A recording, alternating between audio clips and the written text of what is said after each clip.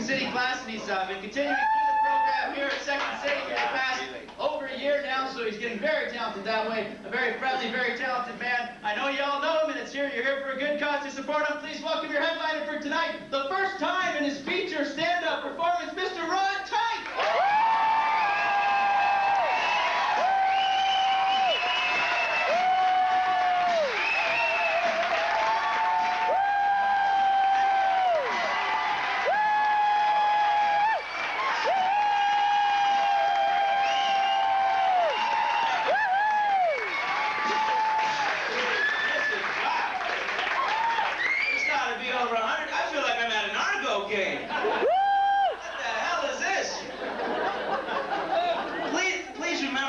Two chevrons between each of you here.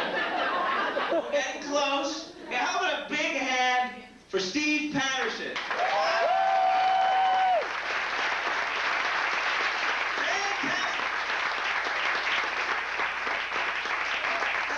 I always wondered why comedians say that. You know, hey, how about a big hand for the guy who was here before me?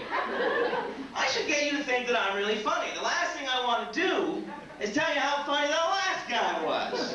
Yes, big hand for Steve Patterson. Boy, hey, I was crying backstage listening to him. Oh, I was busting a gut. You'll be bored to tears with me any minute now. It's kind of like going into for a job interview. Hi, thank you. It's nice to meet you. Hey, it's all the last candidate. Yeah. If I was you, why you wouldn't hire me? This guy is good. What it should really be, you know, is, hey, how about a hand for Steve Patterson? Boy, I bet you're glad to see me. Finally, you can start laughing. Of course, I'm kidding. Steve did a fantastic job, so let's give him another hand.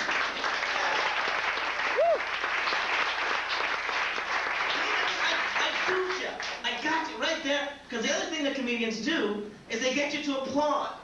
For the most stupid reasons, like applauding makes me much funnier. Oh, this guy sucks, eh? Wait, I say he's funny!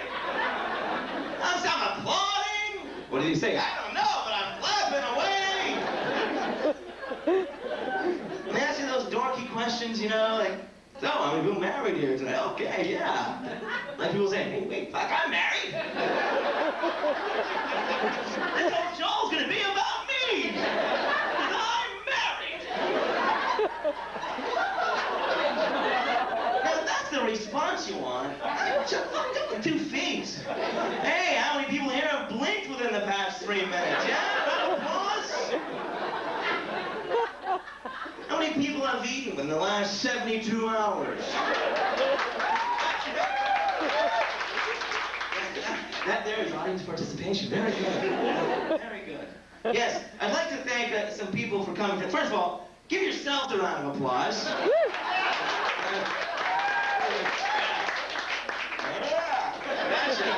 Right, for coming out of such a great cause. We raised over $500 for Can't Put Your Games tonight, by the way.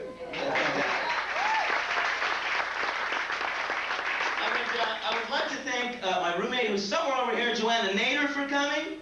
Why? Well, because Joanna's one of those, she's an easy laugher.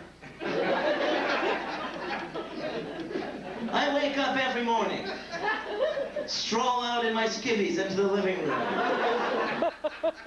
and all I have to do is say, hello, Joanna. And I get the... Do you realize the confidence this gives me? Heading out into the day. Yet again, I am a funny man. Another day begins with laughter in the Tyke Nader household. Hello, homeless man. Life got you down? Laugh a little. Listen to my stories.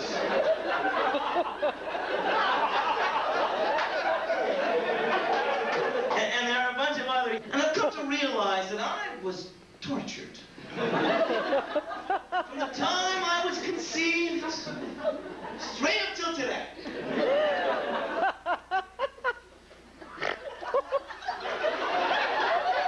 Yes, like today. was stuck in this frickin' meeting with Lorenzo and Sean, and... Man! I'm just kidding. Lorenzo's my client, by the way. And didn't he do a fantastic job? I lost my camera here now. No, but I've been noticing, even the way people announce, that they're pregnant is different these days. Hi, I've got an announcement. Finally, after 19 years, we're pregnant! Of course, the husband's sitting there going, oh, fuck, she said we're pregnant. I guess that means we're both getting kicked in the stomach for the next 9 months. And then they sit there and they say things like, oh, no, we can't have coffee if we don't want to harm the baby. How about decaf? Oh, no, because maybe a caffeinated bean got mixed in the decaf. We don't want to harm the baby. Would you like some more hors d'oeuvres? No, we don't eat food anymore. I need a clip. Want a drink? Yes! Cheers! Give me another! I'm pregnant! What, a party we're gonna have a fella raising because I'm pregnant? Yes, thank you very much! Oh, I love being pregnant! This is a great party for my pregnant.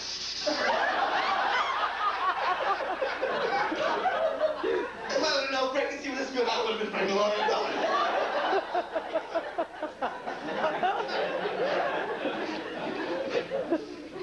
Let me get this thing fixed. That laugh you just heard was my mother. No, it's not. Took the party her own little way.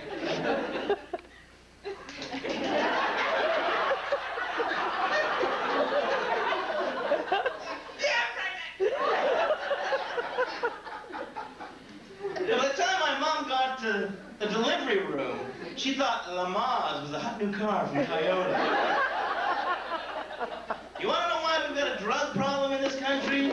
Because people my age have been high ever since we were fetus-side. We've been baked our entire existence. It's because of all the stuff we had. Oh, I remember, coming down the vaginal canal.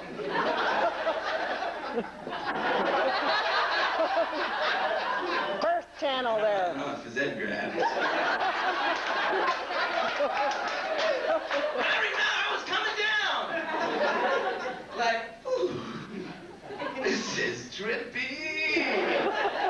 Because the doctor went and said, Mrs. Tight, we'd like to, induce labor here. And she said, give me the drugs. No, you may want to harm the baby. Look, I've been doing doobies for 9 months. This isn't going to change anything. We had a 9-month celebration. So I, of course, came down, slip slide. Slip slide.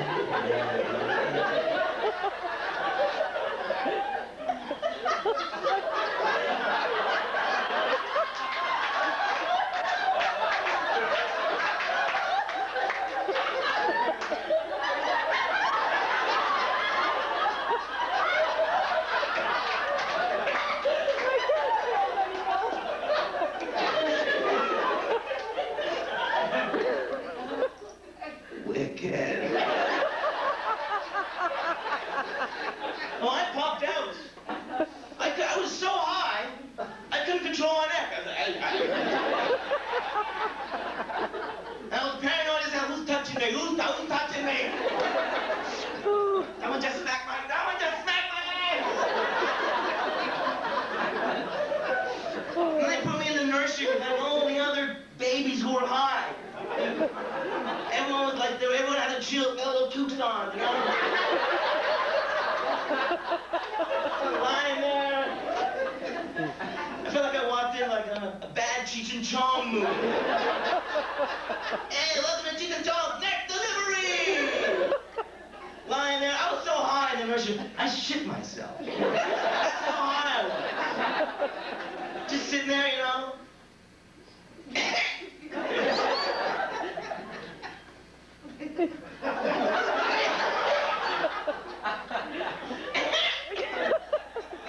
The guy beside me was like, oh, shit. Nurse! He shit himself!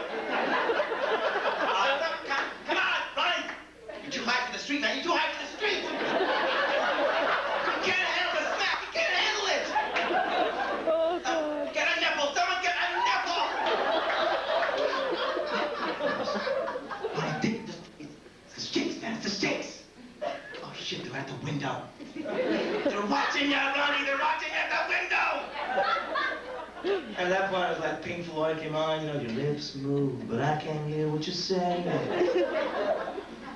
That was my being high as an infant.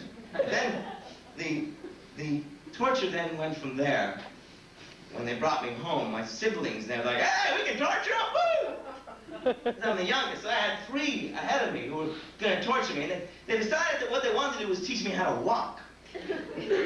This is like America's funniest home videos. You know, like, just go, okay, Ronnie, come on, you can do it.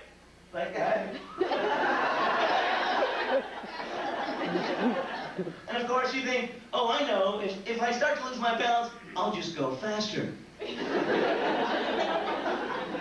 Yeah, let's propel that center of gravity forward. And of course, I would inevitably land on my face, get up all scrunched up. I felt like John Merrick. And like, I'm not an animal. I'm a human being. I just want to walk. That's right, and we want you to walk. Get up and try it again. And time after time. And what they thought was great was then taking me as a toddler.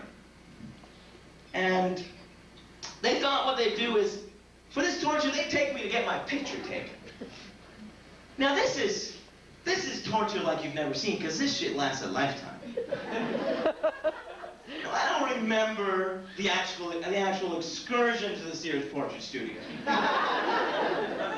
Oh, but I've seen the proof. Now, I don't know about you guys, but every photo I was in, I'm wearing some freaked out Jimmy Walker Dynamite pantsuit jumper combination from the Sonny Bono line at the bank. With a big white belt. I can just see, you know, my 3 siblings. I'm like, oh yeah, that looks great with the white belt on.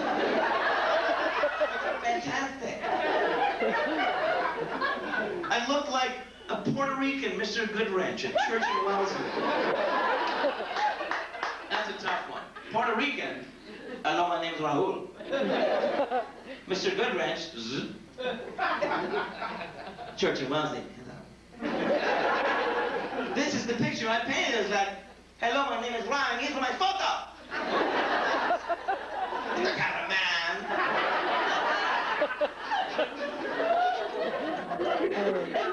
And it's not like my siblings were going to help me out either. Because we had a Sarajevo wartime hand-me-down wardrobe policy. Which meant that they wore that exact same article of clothing 10 years before for their first Star Search photo session. This thing hopped around like Tony Phillips. I mean, it went like my brother had it, you know, he outgrew it, and then went to my cousin down the street, and then to his neighbors, and then over to England to somebody's pen pals, and then like an Eastern Bloc refuge camp, down to South America to some coffee plantation farm thing, and because they wear dynamite pants.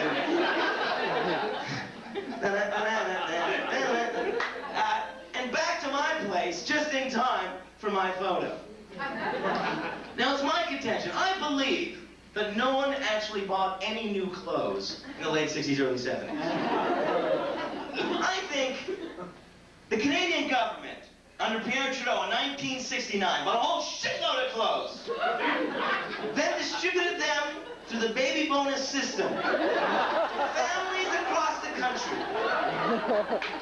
And once every 3 months, he got on CBC and said, all right, snowball.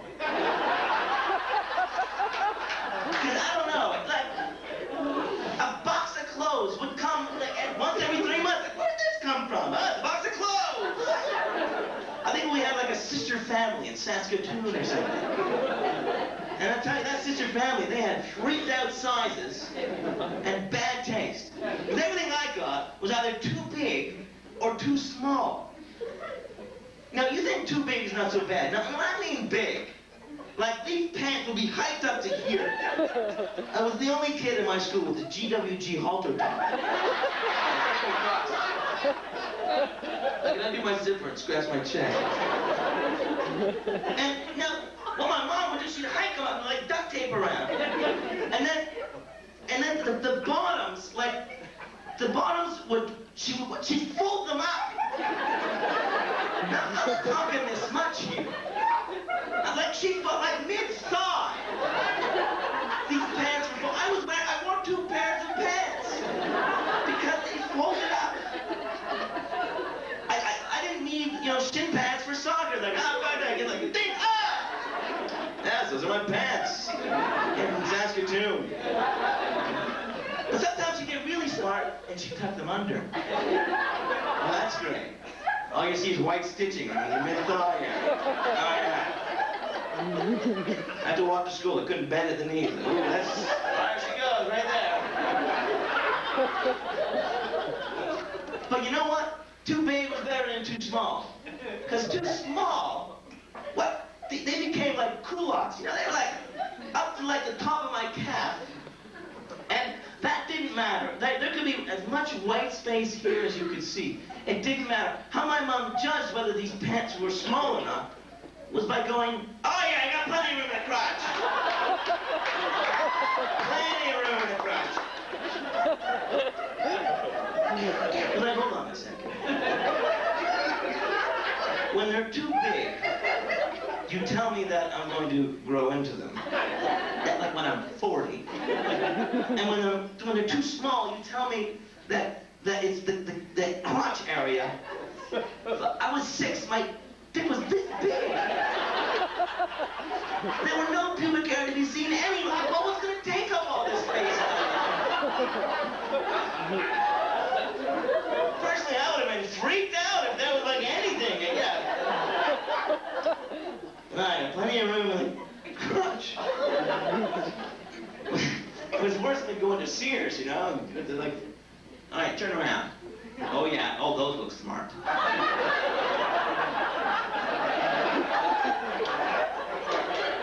Yeah, I look like an idiot. They look smart. Thank you. So I'm there getting my picture taken, the toddler photos. And the other thing I had to do was I had to wear these shoes. Like these Buster Brown shoes. They either came in black or they came in white. Right? Folks, even the communists had beige. You had 2 color choices. That's it. It was like a high-cut leather upper. It came up. It makes, today's orthopedics look like flip-flops. This was a sturdy, 2 cinder blocks, and my feet couldn't move. And when you look, at the kids today, they got baby Reeboks, baby Nikes. When my nephew was, a toddler, he looked like Shaquille O'Neal. When I was his age, I looked like Stephen Hawking, for Christ's sake.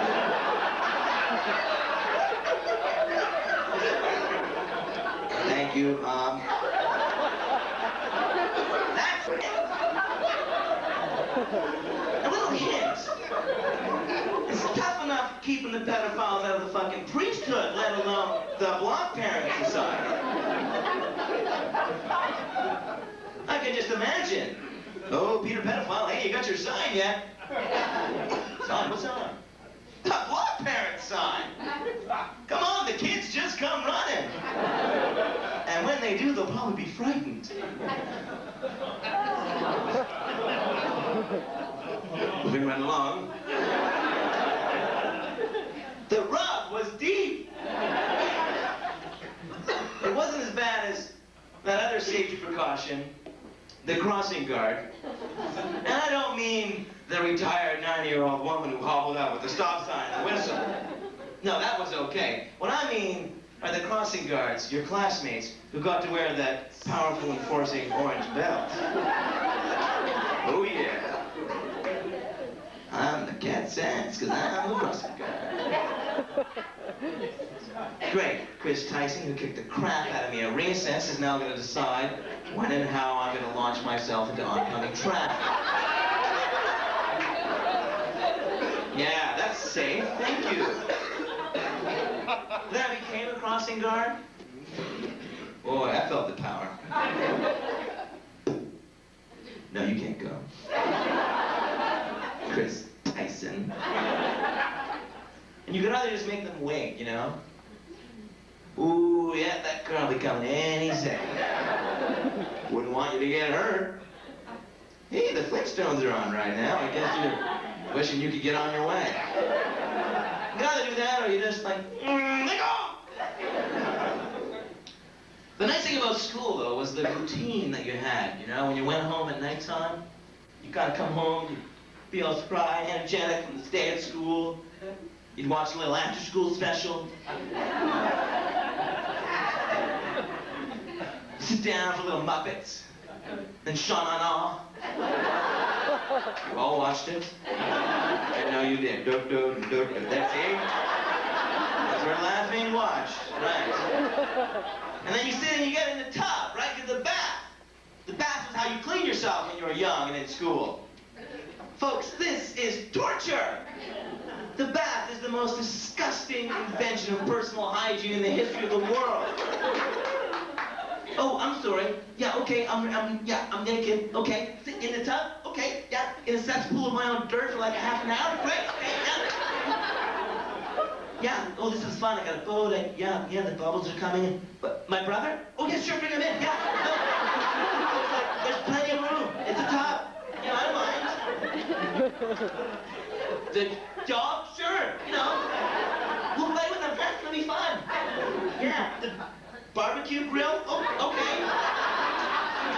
We can scrub. Rob and I we can scrub, you know, together. Now, you get out of the tub. Of course, you're covered in the film of dirt and filth. And as a boy, you know, you always have that 5-second, I'm free. And you have to be like, oh, yeah, I'm naked. Mom have to calm you down, put your pajamas on. So I, you know, get in my Fonzie PJs.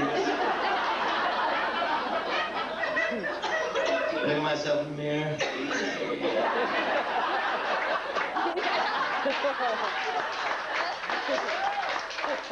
I don't know what girls did, you know.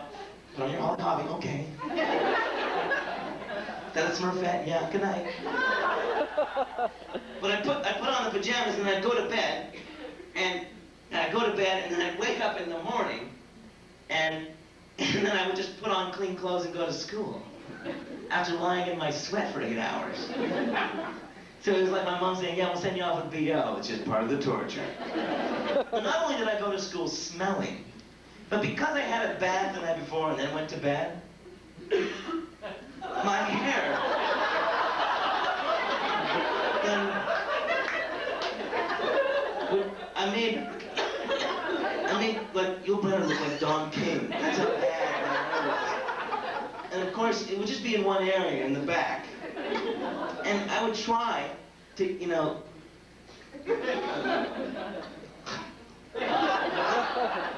that didn't work. I would get a duct tape and a hockey helmet to go to school. That's how bad it was. And then, you know, it would all be different kind of on the weekend. You know, you'd get up, pour yourself a bowl of cereal. And always, like, you know, be running down, like, gonna get a bowl of cereal. Oh, shit, it's puffed rice.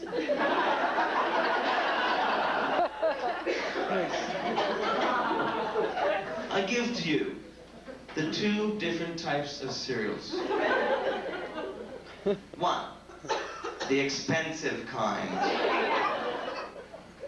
Count Chocula, Frankenberry, Boo Berry, and even Captain Crunch. The other ones, surprisingly, my mother didn't refer to them as the cheap cereals. No, these were the ones that were called the cereal that's good for you. So there are differences between these 2 types of cereals. First of all, the price. Now, I was told as a child that the expensive cereals probably cost about $9,000 to buy. And we could buy the cereal and not pay rent for 3 years. These cereals that were good for you could be bought for like a couple of smiles and a bread tag. Very cheap. Now, the other thing was the size, you know, because the expensive cereals came in a box that was really, really small. It would last you like a day and a half and then be gone. The cereals that were good for you, like puffed rice, came in a see-through 9-gallon plastic bag. The tough part was that we weren't allowed to start the new cereal until the old cereal was done. I'd be out on the street, come on, man, take some puffed rice. Puffed rice, you know what puffed rice? Shredded wheat, we got some shredded wheat. The other thing was nutritional value. Okay, the fact that Boo Berry turned my milk blue kind of freaked me out from a nutritional standpoint. But shredded wheat.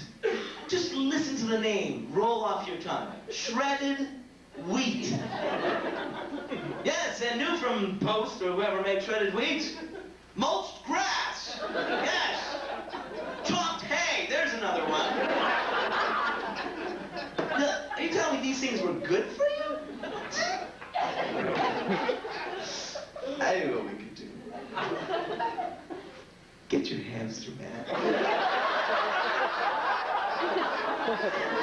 No, man, you can't touch the hamster. It's the kid's hamster, man. Come on, no, come on, look at that fun, you know. Woo! My name's Amy. This is great, man. Hey, get that Fisher-Price boat.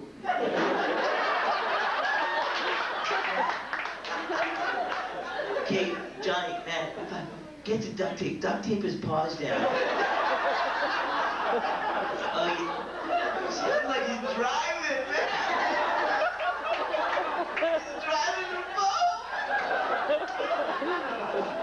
Hey, look, I got a guinea pig. Why is he? 3 days later, they got $300,000 because it was Canadian content. Other great cartoons I love were the Hall of Justice.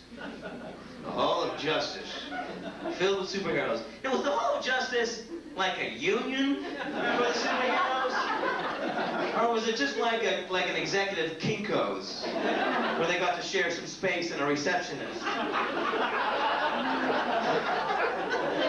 Hey, Green Lantern, are you done with the boardroom? You know, I got Commissioner Gordon coming in.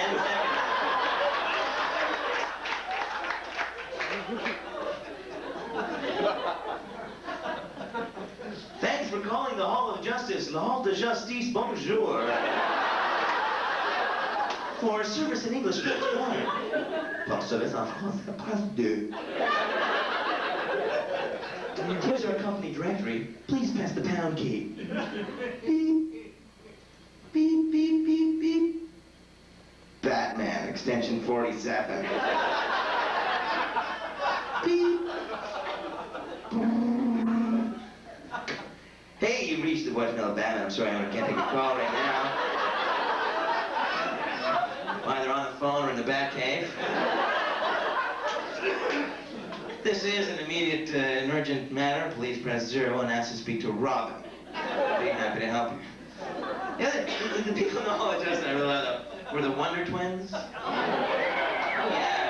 Wonder Twin powers activate in the form of a bucket of water and an eagle.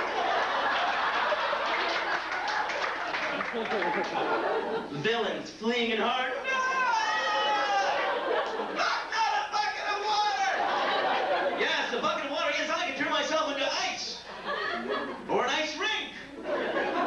Yes, and as an eagle, I'm an endangered species. What are you gonna do, shoot me? And if they really wanted to be powerful, folks, they could have done so many other things, you know. Wonder Twin powers activate. The form of a ghetto blaster and a John Test CD.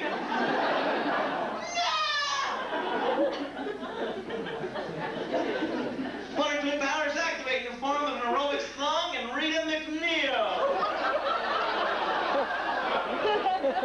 People in the back row go, oh, don't do the Rita jokes, man. Don't do the Rita jokes. Yes, what they could have done every time, though, you know, was Wonder Twin powers activate in the form of a crazy Arab with nuclear capability and an itchy finger. Not as clever as the bucket of water, but still pretty much says, don't fuck with me. Yes, and then you get home, sometimes, you know, after seeing the cartoons, Monday would come and you'd think, God, I wish the weekend could just go on and on. You know, I really wish it could. And so you fake being sick. I remember the first time I faked being sick. Well, I'd prep myself. Hey, Mom, I'm not feeling well. Mom, I'm not feeling well. Got a sore stomach? Yeah. You want me to take your temperature? No. And you'd stay home being sick, and the first thing my mom would do is she'd whip out the most powerful hallucinogen known to man. Vicks Vapor. She'd scoop it out at $2, putting one here and one here.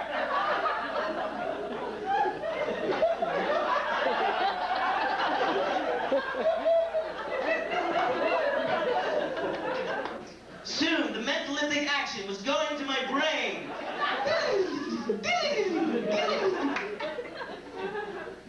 I would start to hallucinate. God? Mom, are you faking being sick? Yeah. No. You know, she's not done with the Vicks Vapor up. No. Oh yeah, she's gonna put it on your chest. And so she would then smear it on my chest. And I'd think, oh, that's okay, because that's kind of a thin layer. But then they started to get all tingly. And I felt like I was in a bad Sigourney Weaver flick. Like an alien was going, come out from my sternum and chew my face off. The next best thing is the best pharmaceutical invention known to man. Yes, ginger ale. Oh, that'll cure it all, huh? Got a little sore tummy? Yeah, how's about some pop? Yeah, just a carbonated beverage. Got concerns over here, I'll stir it. I can't drink the crap because all I think about is tasting ginger ale twice. Once going down, the second time coming up. Did you bring anything up? Yeah, that ginger ale. That was it, and the crackers. And then you kind of lie around. You know, after all that time, I love you know, I don't work hard all day, so you can come in and just throw your socks around. But then you'd be sick and you'd think, that was a farce. You just sit and watch Donahue all day. I'd have to beg to watch the Great Face Coaster. Get on board to the... You know that one. And then the afternoon would come, and you'd be like, oh shit, it's 1 o'clock. Soaps. You can't amuse yourself until 3 o'clock when Walk with Yan came on. It was the first non-soap program. We didn't have a walk. But you know what? I made sure my ass was glued to that set or else it got switched to the guiding lights.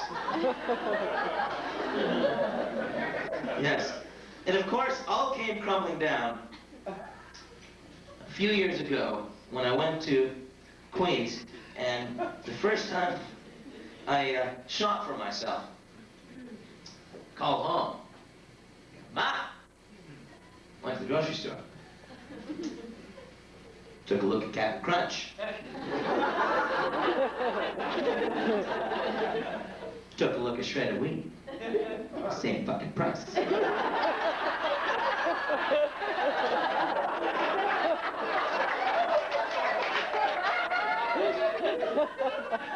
You lied to me, Ma. And she said, yes, I did. I was put on this earth to torture you. Now, put on some Vicks Vapor Rub.